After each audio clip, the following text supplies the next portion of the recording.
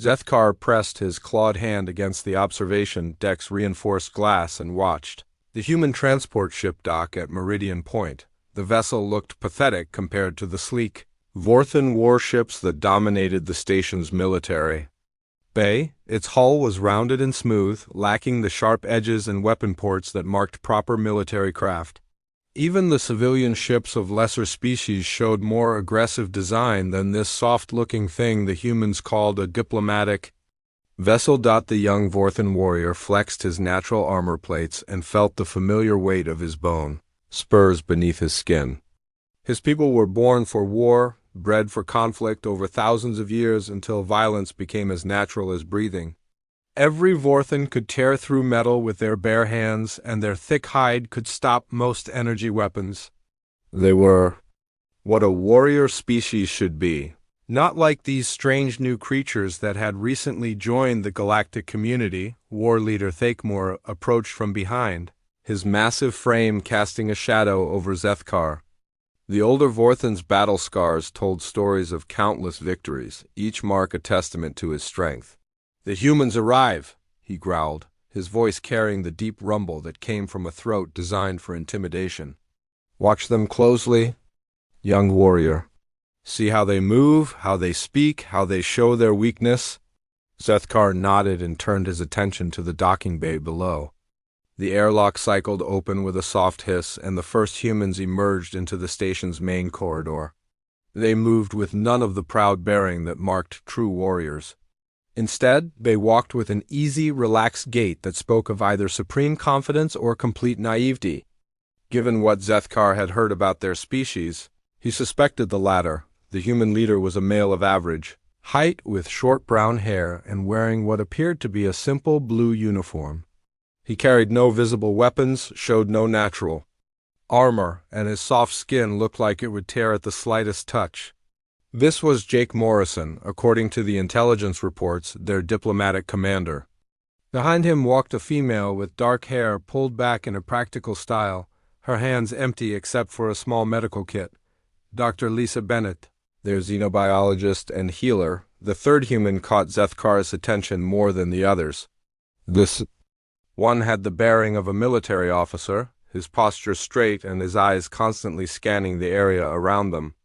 Alex Rivera, their military advisor, at least looked like he understood the concept of danger. But even he seemed relaxed, his hands loose at his sides instead of positioned near weapons.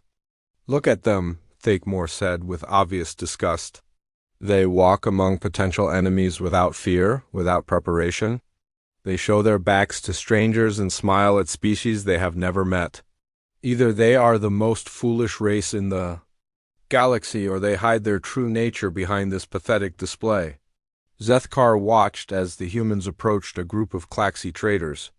The insectoid species were known for their aggressive trading practices and their tendency to test new species through intimidation. Their compound eyes glittered with predatory interest as they surrounded the human delegation. One of the larger Klaxi, his mandibles clicking with obvious threat, moved uncomfortably close to Dr. Bennett. What happened next confused Zethkar greatly. Instead of backing away or showing signs of fear, the human female simply looked up at the towering insectoid and smiled. She spoke in a calm, pleasant voice that somehow carried across the noisy docking bay. "Hello, I'm Dr. Bennett. I've read about your species in our databases. Your exoskeleton structure is fascinating from a biological perspective." The Klaxi warrior paused, his aggressive posture faltering at the unexpected response. Dr. Bennett continued talking, asking questions about Klaxi biology and culture with genuine interest. Within minutes, the potential confrontation had transformed into an animated discussion about comparative anatomy. The other Klaxi joined in, their threatening behavior replaced by what almost looked like enthusiasm. Jake Morrison had moved on to greet other species with the same easy manner. He spoke to a group of Aquarian merchants as if they were old friends, discussing trade routes and mutual interests. His relaxed demeanor seemed to affect everyone around him, creating an atmosphere of cooperation rather than competition. "This is their weakness," Thakmor declared, though his voice held a note of uncertainty. They treat potential enemies as friends. They show trust where they should show strength. They will not survive long in a galaxy where only the strong prosper. But Zethkar found himself studying the humans more carefully. There was something about their behavior that didn't quite match what he expected from a weak species. They showed no fear, but they also showed no aggression. They were polite without being submissive, confident without being arrogant. It was like watching a completely different kind of creature, one that operated by rules he didn't understand. Alex Rivera had positioned himself where he could observe the entire docking bay while still appearing casual. His eyes missed nothing, cataloging every species present and their positions. When a group of Saurian mercenaries entered the bay, the human military advisor's attention sharpened almost imperceptibly.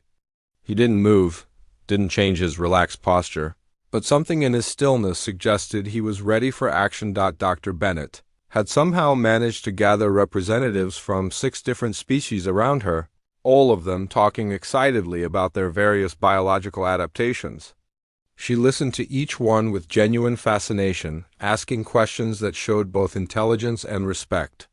Even the normally hostile reptilian traders seemed charmed by her obvious interest in their culture. Jake Morrison was conducting what appeared to be impromptu diplomatic negotiations, mediating a minor dispute between 2 trading groups with such skill that both sides seemed pleased with the outcome. His voice never rose above a conversational tone, but his words carried a weight that commanded attention from species that usually respected only strength. "I will observe them more closely," Zethkar told his commander. "Perhaps their weakness can be exploited. If they trust so easily, they should be simple to manipulate." Fakemore's approval rumbled through his chest.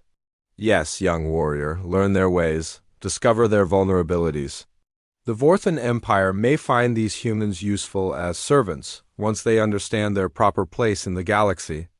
But as Zethkar watched the humans continue their interactions, he couldn't shake the feeling that there was more to them than met the eye. They moved through the dangerous environment of Meridian Point like they belonged there, showing neither the arrogance of the strong nor the fear of the weak. They were something else entirely, and that thought was beginning to worry him more than he cared to admit. Zethkar spent the next several days watching the humans from various locations around Meridian Point. He told himself it was intelligence gathering, but truthfully, their behavior fascinated him in ways he couldn't explain. They moved through the station like they had lived there for years, adapting to new situations with an ease that seemed almost supernatural. The medical bay became his first observation post. Dr. Bennett worked there almost constantly, treating injured beings from dozens of different species. Zethkar watched from the corridor as she examined a wounded crystalline trader whose silicon-based biology was completely unlike anything from her own world. She studied reference materials, asked careful questions, and somehow managed to stabilize the creature's damaged lattice structure using techniques she had apparently learned in just a few hours. What struck Zethkar most was how she treated every patient the same way. When a Vorthan dock worker came in with a crushed hand, she showed the same gentle care she had given the crystalline. When a group of Klaxi younglings arrived with injuries from a training accident, she worked on them with the same focused attention she gave to everyone else. She didn't seem to distinguish between friend and enemy, between powerful and weak, between beautiful and hideous. A Saurian mercenary brought in his injured partner, clearly expecting to pay for treatment. Dr. Bennett simply looked at the wounded creature and began working immediately. When the Saurian tried to discuss payment, she waved him off without even looking up from her patient. "We can talk about that later," she said quietly. "Right now, your friend needs help." The Saurian stared at her in confusion. In his culture, nothing was given without payment or trade. The idea of helping a stranger without immediate reward seemed to break his understanding of how the universe worked. But Dr. Bennett continued her work, completely focused on healing the injured creature. And gradually the Saurian's suspicious expression changed to something like wonder. Zethkar found himself moving to the station's common areas, where Jake Morrison spent much of his time. The human diplomat had an unusual habit of simply sitting in busy areas and talking to whoever approached him. He didn't seem to be conducting official business or pursuing any particular agenda. He just talked to people, listened to their stories, and somehow made them feel heard. An elderly Aquarian trader sat down beside Jake one afternoon, looking tired and discouraged. Zethkar positioned himself close enough to hear their conversation. The Aquarian explained how his shipping business was failing because larger companies kept undercutting his prices. He couldn't compete with their resources and would probably have to sell his ship and work for someone else. Jake listened without interrupting, asking occasional questions that showed he understood the challenges the Aquarian faced. When the old trader finished his story, Jake didn't offer empty sympathy or impossible solutions. Instead, he suggested specific trade routes that might be more profitable for a smaller operation and mentioned other independent traders who might be interested in forming a cooperative. By the end of their conversation, the Aquarian's entire demeanor had changed. He sat straighter, his voice carried more confidence, and he spoke about his business with renewed hope. Jake had given him something more valuable than money or resources. He had given him a reason to believe things could get better. Zethkar watched this scene repeat itself dozens of times over the following days. Jake talked to maintenance workers, security guards, traders, diplomats, and refugees. Each conversation seemed to leave the other person feeling better about their situation. It was like watching someone cast a spell, except the magic was nothing. More than genuine attention and thoughtful advice, Alex Rivera proved to be the most interesting human to observe. He spent time in the station's recreation areas, where off-duty security personnel and military officers from various species gathered to relax. Unlike the other humans, Alex seemed to have no particular agenda beyond enjoying himself. He played games, shared stories, and participated in friendly competitions with beings from across the galaxy. Zethkar watched Alex arm wrestle with a Vorthan security officer twice his size. The human lost, of course, but he laughed about it and bought drinks for everyone present. Later, he joined a strategy game between several Klaxi officers and managed to hold his own, despite being unfamiliar with their tactics. When an Aquarian pilot challenged him to a flight simulation, Alex accepted eagerly, even though he had never flown an Aquarian vessel before. What puzzled Zethkar was how easily Alex formed connections with these potential enemies. By the end of each evening, the human was surrounded by officers from species that had been fighting each other for centuries, all of them laughing and sharing stories like old friends. It seemed impossible that someone could be so universally liked without some kind of deception involved. The breaking point came when Zethkar overheard Alex talking to a young reptilian officer who had been ostracized by his own people for questioning their aggressive traditions. The reptilian was bitter and angry, convinced that strength was the only thing that mattered in the universe. Alex listened to his complaints without judgment, then quietly began telling stories about his own experiences. The stories were unlike anything Zethkar had heard before. Alex spoke of humans who had faced impossible odds and refused to give up. He told of soldiers who had held positions against overwhelming forces not because they were ordered to, but because they chose to protect something important. He described rescue workers who had risked their lives to save strangers, explorers who had ventured into deadly situations to expand knowledge, and ordinary people who had done extraordinary things when circumstances demanded it.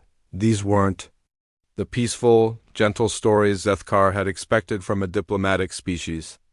These were tales of determination, sacrifice, and a kind of stubborn refusal to accept defeat that seemed almost insane. The humans in Alex's stories didn't win because they were stronger or smarter than their enemies. They won because they simply would not stop trying. No matter how hopeless the situation became, the young reptilian listened with growing fascination, his bitter expression gradually changing to something like respect.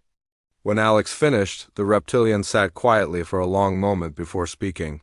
"Your people fight differently than ours," he said finally. "We fight for dominance, for territory, for resources.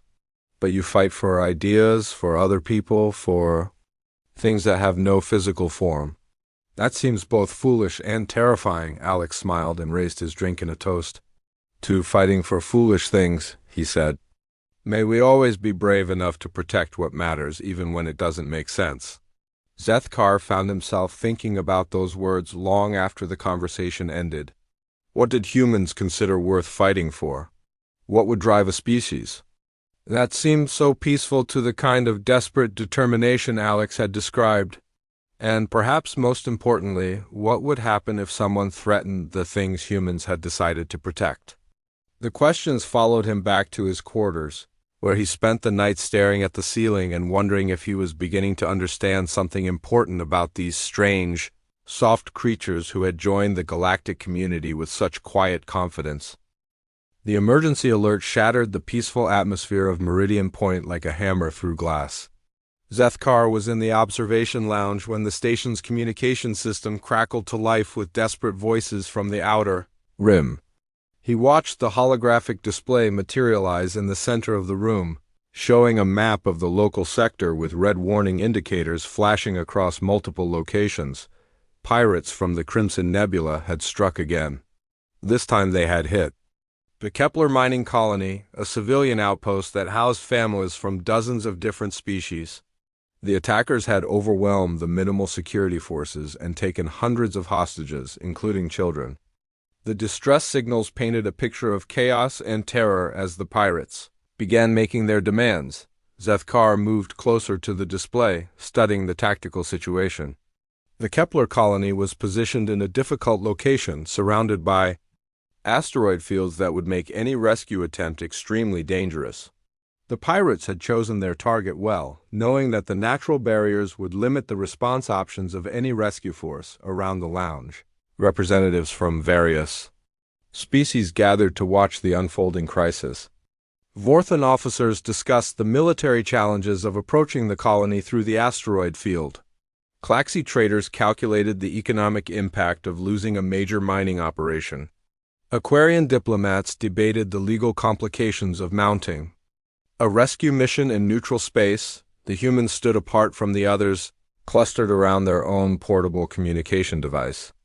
Jake Morrison listened intently to the reports coming in from the colony, his usual pleasant expression growing more serious with each update. Dr. Bennett's hands clenched into fists as she heard descriptions of injured civilians who couldn't receive proper medical care. Alex Rivera stood perfectly still, but something in his posture had changed completely. A new transmission arrived from the colony, and the lounge fell silent as the voice of the pirate leader filled the room. Bloodclaw Vex was a notorious Saurian, who had been terrorizing the Outer Rim for years. His reputation for cruelty was legendary, and his distinctive scarred face had become a symbol of fear throughout the sector. "I speak to all who can hear this message," Bloodclaw Vex snarled, his voice carrying the harsh accent of the outer colonies. "The Kepler colony now belongs to the Crimson Nebula. We hold over 300 hostages, including 57 younglings of various species. Our demands are simple: 10 million credits in untraceable currency, delivered within 48 hours, or we begin executing prisoners." The transmission included video footage from the colony, showing terrified families huddled together in the main mining facility. Children of different species clung to their parents while armed pirates moved among them with casual brutality. The images were designed to inspire fear and quick compliance with the demands. Zethkar watched the various species representatives react to the ultimatum. Some began discussing payment options, calculating whether the cost of ransom would be less than the expense of a military operation. Others debated the political implications of negotiating with terrorists. A few suggested that the hostages were acceptable losses if it meant avoiding a dangerous precedent. The human reaction was different. Jake Morrison's diplomatic mask didn't slip, but it seemed to become more rigid, like armor being put on for battle. His voice remained calm and professional as he activated his communication device, but his words carried an undertone that made Zethkar's skin crawl. "This is Captain Morrison of the Human Diplomatic Mission," he said, speaking directly to the pirates.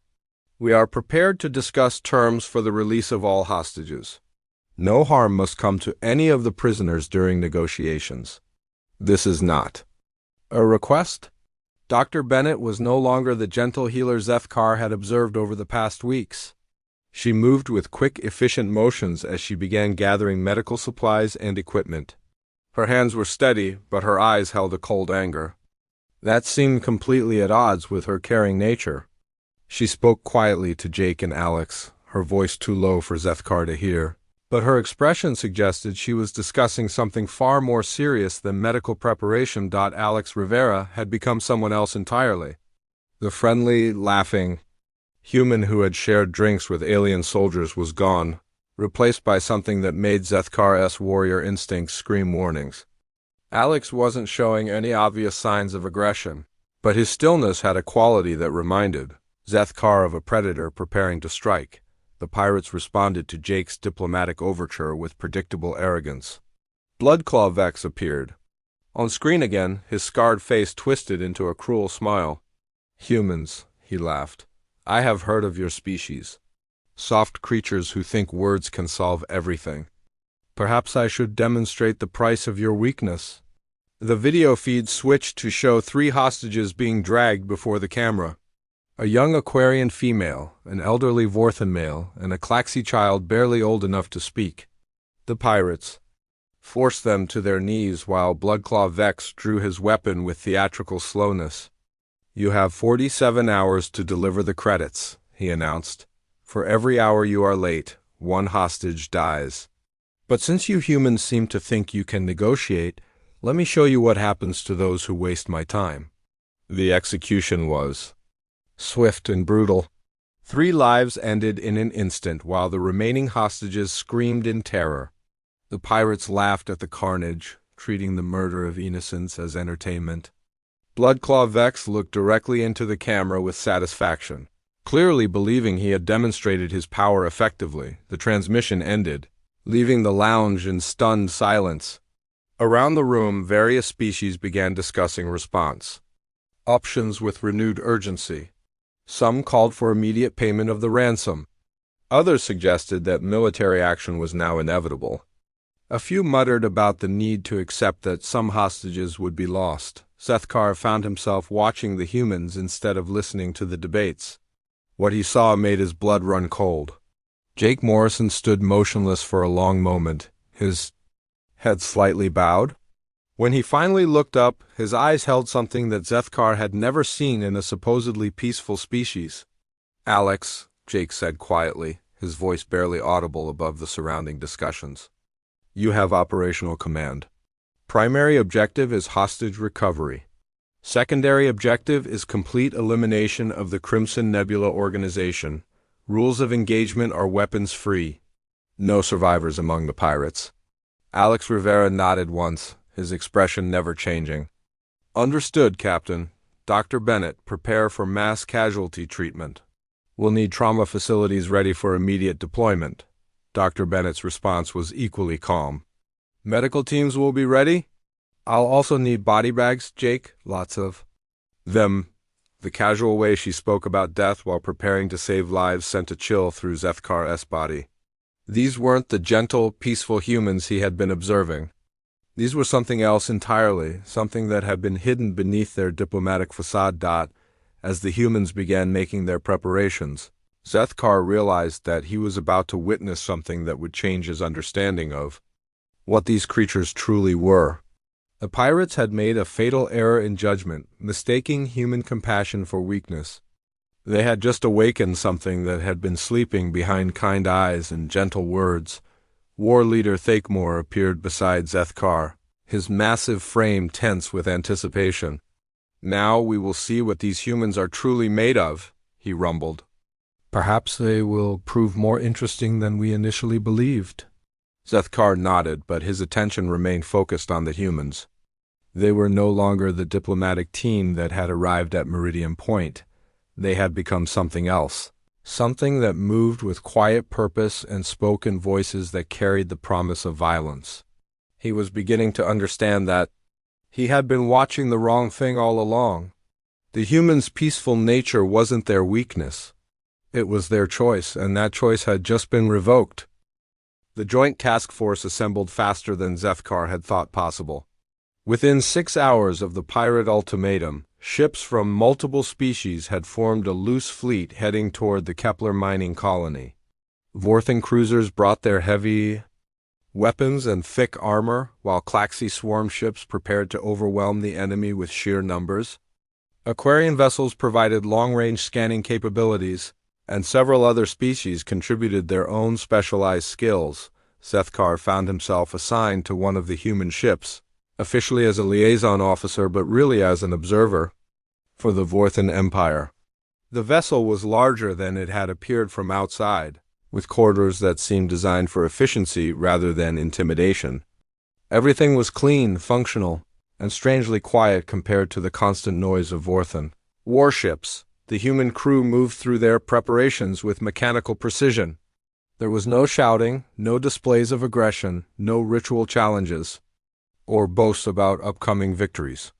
They simply worked, checking systems, loading weapons, and reviewing tactical plans with the same calm professionalism they had shown during diplomatic meetings. Alex Rivera stood at the center of the ship's command center, surrounded by holographic displays showing the tactical situation. The asteroid field around Kepler colony created a maze of potential approach routes, each one more dangerous than the last. The pirates had positioned their ships to take advantage of the natural barriers, creating killing zones that would destroy any conventional assault. Primary assault team will approach from Vector 77 Alpha, Alex announced to the gathered officers. Stealth capabilities will allow us to penetrate the outer perimeter without detection. Once we're inside the field, we switch to active hunting mode. A Vorthan captain objected immediately. That approach route is suicide. The asteroids create too many blind spots, and the pirates will have sensors covering every possible entry. Point. We should use our superior firepower to blast through their defenses directly. Alex's response was patient but firm. Direct assault will result in hostage casualties. The pirates will execute prisoners the moment they detect our approach. We need to be inside their perimeter before they know we're coming, the Klaxi commander chittered his disagreement. Our swarm tactics can overwhelm their defenses quickly. Many small ships attacking from multiple directions will confuse their targeting systems. Some losses are acceptable if we achieve victory. No losses are acceptable, Alex replied, his voice carrying a finality that ended the debate. Every hostage comes home alive. That is not negotiable. Zethkar watched the human planning session with growing unease. The other species were preparing for a battle, discussing acceptable casualty rates and victory conditions. The humans were planning something entirely different, something that treated the rescue of every single hostage as the only measure of success. Dr. Bennett appeared on the command center's communication screen, reporting from the medical bay. Trauma facilities are ready for immediate deployment. I have teams standing by to treat injuries from 17 different species. We're also prepared for psychological trauma counseling and long-term recovery support. What about the pirates? Asked a reptilian officer. Will you be treating their wounded as well? Dr. Bennett's expression didn't change, but something cold flickered in her eyes. There won't be any wounded pirates to treat. The certainty in her voice made Zethkar's skin crawl. This was the same woman who had spent days healing injured beings from across the galaxy, showing equal care to everyone who needed help. Now, she spoke about the coming battle with the calm confidence of someone who knew exactly what was going to happen. The fleet reached the outer edge of the asteroid field as the pirates' deadline approached. Bloodclaw Vex sent another transmission, showing more hostages and demanding immediate payment. His arrogance was obvious as he described the painful deaths he would inflict on the prisoners if his demands weren't met. Jake Morrison responded from the flagship, his diplomatic mask firmly in place. We are preparing to transfer the requested funds. However, we need time to verify the hostages' condition and ensure proper exchange protocols. We request a 12-hour extension to complete the transaction. The pirate leader laughed at the request. Humans and their endless talking. Very well, you have 12 hours. But if you try to trick me, I will make sure every hostage dies screaming. The transmission ended, and the fleet began moving into the asteroid field. Zethkar expected the humans to brief the other species on their battle plan, but instead they simply wished them luck and began following their own route through the dangerous terrain. The human ships moved through the asteroids like ghosts, their stealth systems making them nearly invisible to sensors. Zethkar watched in fascination as they navigated passages that seemed impossibly narrow, threading between massive rocks with precision that required either incredible skill or complete insanity. "How are we not being detected?" he asked the human officer beside him. "The pirates are expecting a frontal assault," she replied calmly. "They're watching for large formations and aggressive movements. They're not looking for small groups moving slowly through the back passages." As they penetrated deeper into the asteroid field, Zethkar began to understand the true nature of the human approach. This wasn't a battle plan designed to defeat the enemy in glorious combat. It was a hunting strategy, meant to stalk prey that didn't know it was being hunted. The first pirate ship died without ever knowing the humans were there. One moment it was patrolling its assigned sector, the next it was drifting wreckage scattered across the asteroid field. The attack had been so precise and so quiet that the other pirates didn't even realize they had lost a vessel. "Target eliminated," reported the weapons officer with the same tone he might use to announce the completion of a routine maintenance check. The systematic elimination of the pirate fleet continued with mechanical efficiency. Each ship was isolated, surrounded, and destroyed before it could send a warning to the others. The humans moved through their enemies like a disease, spreading through the fleet and leaving nothing but debris in their wake. Zethkar found himself pressed against the observation window, watching the human fighters work. They didn't engage in dramatic dogfights or flashy maneuvers. Instead, they used coordinated attacks and superior technology to ensure that every engagement was completely one-sided. The pirates never had a chance to fight back. "This isn't warfare," he whispered to himself. "This is extermination." The human officer overheard his comment and turned to look at him. "War is what happens between equals," she said quietly. "This is something else entirely." The final phase of the assault began as the human forces reached the mining colony itself. The pirates had fortified the facility and positioned their remaining ships to cover all approach routes. They were confident in their defenses, certain that no rescue force could penetrate their stronghold without massive casualties. "Alex," Rivera's voice came over the communication system, speaking to all human forces. "Remember, hostages are the priority? Every pirate dies, but every hostage lives. Make it clean, make it quick, and make it final." The response from the human forces was immediate and unanimous. "Understood, sir. No mercy for the pirates, no harm to the hostages." As the human assault began, Zethkar realized that he was watching the death of his illusions about this species. The gentle, peaceful humans who had arrived at Meridian Point were gone, replaced by something that moved with lethal purpose and spoke in voices that promised annihilation. The pirates had made a terrible mistake.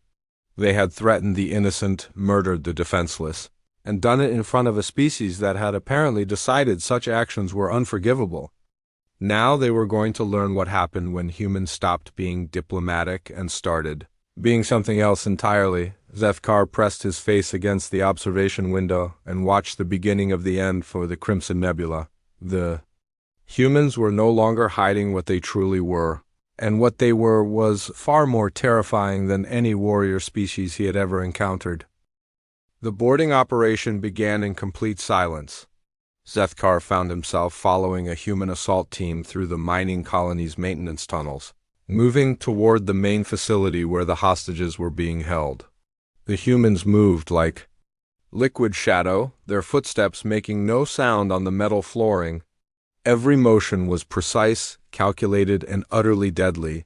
The team leader was a human female named Kate Sullivan, a specialist in close combat operations. She communicated with her team through hand signals and subtle gestures, coordinating their movement with the efficiency of a machine. Behind her visor, her eyes were cold and focused, showing no emotion as they approached their targets. They encountered the first pirate guard at a junction between two corridors. The Saurian was armed with a heavy energy weapon and positioned to cover the main approach to the hostage area. He never saw the humans coming. One moment he was standing at his post, the next he was on the ground with his neck broken. The entire encounter lasted less than 3 seconds and made no noise at all. Sethkar stared at the dead pirate, shocked by the casual efficiency of the kill. Kate Sullivan had moved with the same calm precision she might use to open a door or check her equipment. There was no anger, no satisfaction, no emotion at all. She had simply eliminated an obstacle and moved on to the next task. The human team continued through the facility, leaving a trail of dead pirates behind them. Each kill was swift, silent, and absolutely final. The pirates never had time to raise an alarm or call for help. They simply ceased to exist, removed from the equation with surgical precision. In the main chamber, Bloodclaw Vex was becoming increasingly agitated. His communication with the human fleet had been cut off, and his patrols were failing to report in. He suspected treachery but couldn't understand how anyone could penetrate his defenses without triggering every alarm in the facility. Double. The guards around the hostages, he snarled to his remaining subordinates. If those soft humans think they can trick me, they will learn the price of deception. The hostages huddled together in the center of the chamber, surrounded by nervous pirates who were beginning to realize that something was very wrong. Children from multiple species clung to their parents while the adults tried to provide comfort, despite their own terror. The executions from the previous day had left everyone in a state of shock, knowing that their lives could end at any moment. Kate Sullivan's team reached the chamber's upper levels, positioning themselves in the maintenance crawlways that ran above the main floor. Through the metal grating, they could see the entire hostage area and count every pirate guard. The human team spread out silently, each member taking position to cover a specific section of the chamber. Dr. Bennett's voice came through their communication system, barely audible even through their enhanced hearing devices. Medical teams are in position. Trauma facilities are ready for immediate deployment. Priority treatment protocols are established for all species present. Understood, Kate replied in a whisper that was quieter than breathing. Beginning hostage recovery in 30 seconds. What happened next defied everything Sethkar understood about combat. The human team moved with perfect coordination, dropping through the ceiling grates and eliminating the pirate guards before they could react. Each pirate was engaged simultaneously, ensuring that none of them could threaten the hostages or trigger any explosive devices. The rescue operation was over in less than 10 seconds. Every pirate guard was dead, their weapons secured, and the hostages were being moved to safety by human soldiers, who had switched from lethal killers to gentle protectors in the span of a heartbeat. Sethkar watched a human soldier kneel beside a terrified Aquarian child, offering comfort with the same hands that had just killed 3 pirates. The soldier's voice was soft and reassuring as he explained that everything would be okay, that the bad people were gone, and that help was coming. Dr. Bennett arrived with her medical team, immediately beginning to treat the injured hostages. She worked with the same focused care Sethkar had observed on Meridian Point, but now he understood what drove that dedication. Every gentle touch, every soothing word, every moment of compassion was balanced by the absolute ruthlessness she had shown toward those who had threatened her patients. Bloodclaw Vex made his final stand in the facility's command center, surrounded by his remaining followers. He had rigged the station's power core to explode, threatening to destroy the entire colony if the humans didn't withdraw. His scarred face twisted with rage as he screamed threats and ultimatums at the advancing human forces.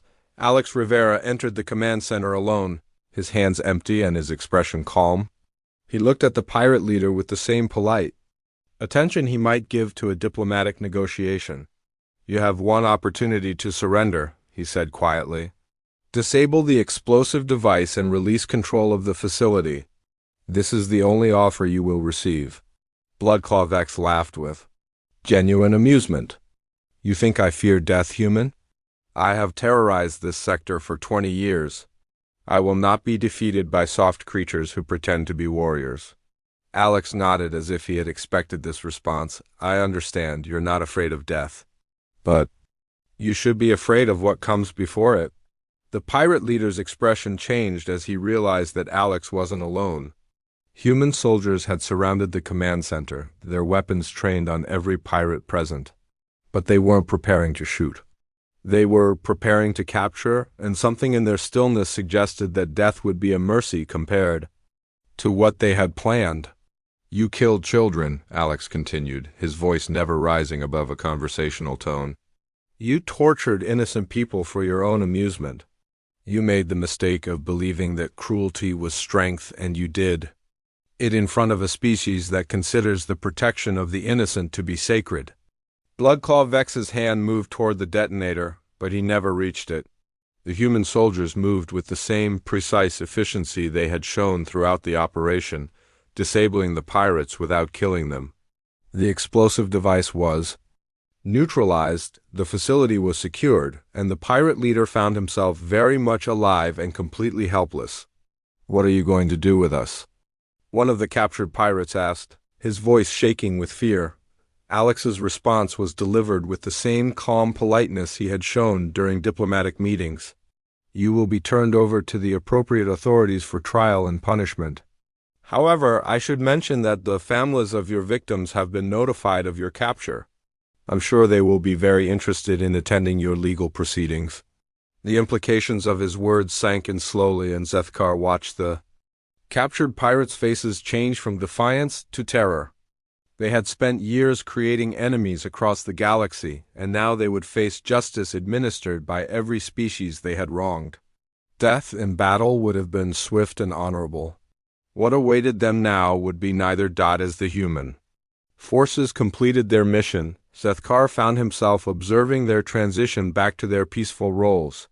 The same soldiers who had moved through the facility like angels of death were now helping hostages contact their families, providing comfort to traumatized children and ensuring that everyone received proper medical care. The transformation was seamless and complete. Within minutes of the last pirate being captured, the humans had become the gentle, caring beings Zethkar had originally observed.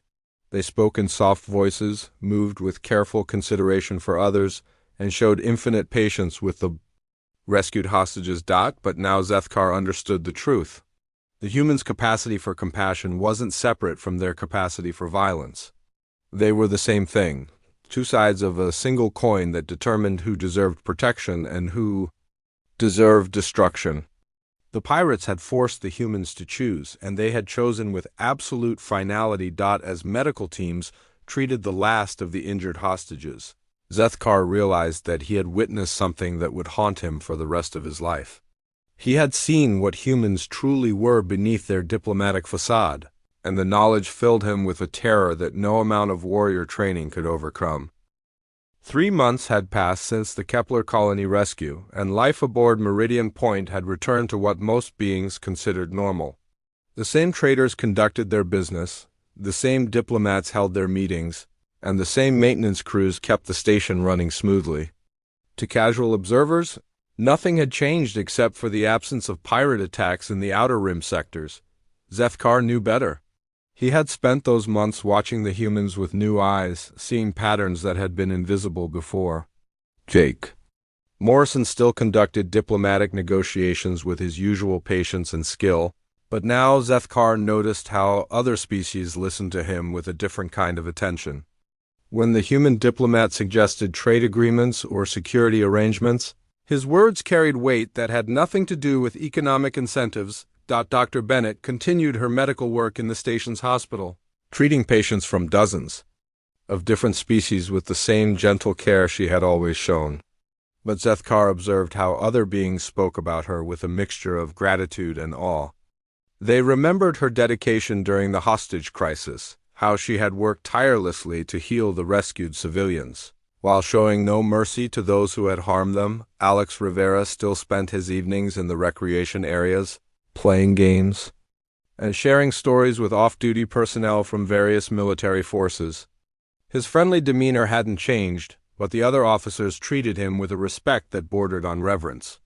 They had heard about the Kepler operation through unofficial channels, and they understood that the laughing human who bought drinks for everyone was also capable of orchestrating the complete destruction of an entire pirate organization. The most significant change was something that most beings didn't consciously notice but felt nonetheless.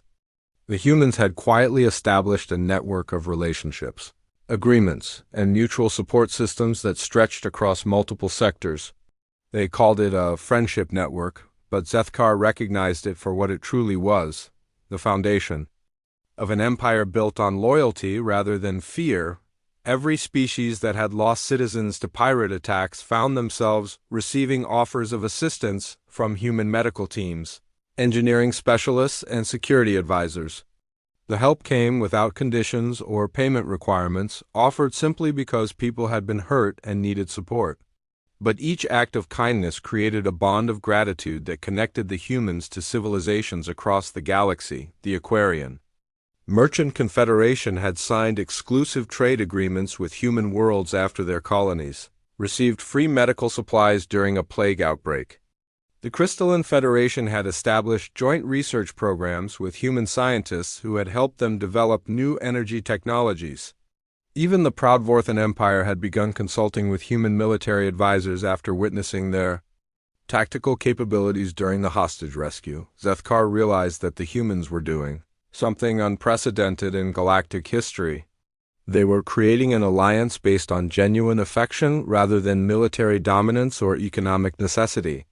Species that had fought each other for centuries were now cooperating because they all shared positive relationships with the same human intermediaries. The fate of the Crimson Nebula pirates served as a constant reminder of what happened to those who threatened the humans' expanding circle of friends. The organization had been completely dismantled, not through dramatic battles but through careful investigation and systematic elimination. Every pirate base had been located and destroyed, every leader had been captured or killed, and every stolen resource had been returned to its rightful owners. Bloodclaw Vex himself had been turned over to a tribunal, composed of representatives from every species his organization had wronged. The trial had lasted for weeks, with victim after victim testifying about the suffering he had caused. The pirate leader had tried to maintain his arrogant defiance, but the weight of evidence and the hatred of his victims had broken him completely. His execution had been broadcast across the galaxy, not as entertainment but as a warning. The message was clear: those who harmed innocent people would face justice, and that justice would be thorough, patient, and absolutely final. The humans had demonstrated that their commitment to protecting the innocent wasn't limited by distance, politics, or species boundaries. Zethkar found himself in the observation lounge where he had first watched the humans arrive, staring out at the same docking bay where their transport ship had seemed so pathetically vulnerable. A new human vessel was arriving, carrying another diplomatic team to some distant negotiation. To most observers, it would appear to be just another peaceful mission by a species devoted to mutual understanding and cooperation. But Zethkar could see the truth beneath the surface. The humans weren't just diplomats or traders or explorers. They were something far more dangerous, a species that had learned to weaponize their own compassion. They didn't conquer through force or intimidation. They conquered through kindness, creating bonds of loyalty that were stronger than any military alliance. Their true strength wasn't their technology or their tactical skills, though both were formidable. Their strength was their ability to make other beings want to protect them, to fight for them, to stand with them against any threat. They had created a galaxy full of friends who would defend human interests as fiercely as they would defend their own. War leader Thakemore appeared beside him, his massive frame casting its familiar shadow. "What have you learned about the humans, young warrior?" he asked, his voice carrying the same dismissive tone he had used months earlier. Zethkar turned to face his commander, choosing his words carefully. "They are not what they appear to be," he said finally. "They are not weak, they are not naive, and they are not harmless. They are the most dangerous species in the galaxy, and they have made us all complicit in their expansion." Thakemore's expression showed confusion. Explain. They make us want to help them, Zethkar replied.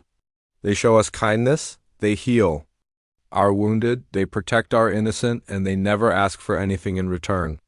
But every act of generosity creates a debt of gratitude, and every debt becomes a bond of loyalty. They are conquering the galaxy through friendship, and we are helping them do it. The older Warthen considered this explanation for a long moment. And what do you recommend we do about this threat? Zethkar looked back at the docking bay, where human personnel were already greeting representatives from multiple species with their characteristic warmth and openness. Nothing, he said quietly, because they are not actually threatening us. They are protecting us, caring for us, and making our lives better. The only beings who have anything to fear from humans are those who would harm the innocent. Then they are not truly dangerous, Fakemore concluded. No, Zethkar replied, remembering the cold efficiency of the human assault teams and the systematic destruction of the pirate fleet. They are far more dangerous than anyone realizes. They have convinced us that their success is our success, their safety is our safety, and their enemies are our enemies. They have made us willing participants in their empire. He paused, watching. Dr. Bennett emerged from the human ship and immediately began greeting the medical staff from several species who had come to welcome her. Her smile was genuine, her concern for their well-being was real, and her dedication to healing was absolute.